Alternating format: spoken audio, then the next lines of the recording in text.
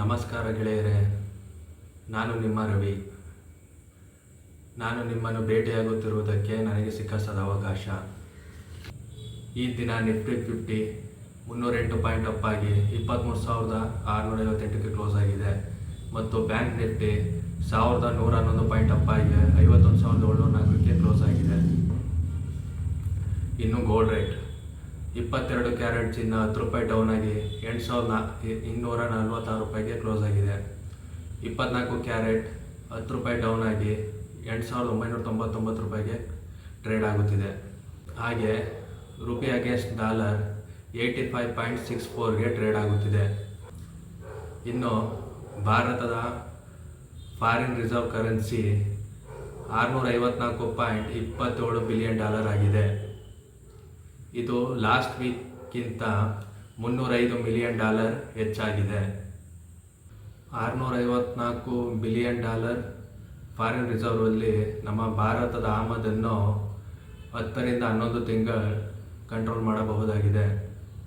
ಈ ದಿನ gold ETF ಅಲ್ಲಿ 0.87% ಅಷ್ಟು ಡೌನ್ ಆಗಿದೆ. ಮೊನ್ನೆ ಶುಕ್ರವಾರ FPIಗಳು ಭಾರತದ ಈಕ್ವಿಟಿ ಮಾರ್ಕೆಟಲ್ಲಿ ಸುಮಾರು 7,470 ಕೋಟಿ ರೂಪಾಯಿಗಳ ಶೇರ್ಸನ್ನು ಬೈ ಮಾಡಿದ್ದಾರೆ. ಆದರೆ ಇನ್ನೂ 68% FPIಗಳು ತಮ್ಮ ಪೊಸಿಷನನ್ನು ಸೆನ್ಸೆಕ್ಸ್ ಬೇರಿಯಸ್ ಸೀಟಲ್ಲೇ ಇರಿಸಿದ್ದಾರೆ.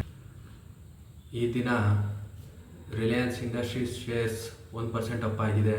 ಏಕೆಂದರೆ ನ್ಯೂಬಿಯಾನ್ ಶಿಪ್ಯಾರ್ಡ್ ಕಂಪನಿಯಲ್ಲಿ ಸುಮಾರು 383 ಕೋಟಿ ರೂಪಾಯಿ ಹೂಡಿಕೆ ಮಾಡಿ 74% ಸ್ಟೇಕನ್ನು ಪಡೆದಿದ್ದಾರೆ.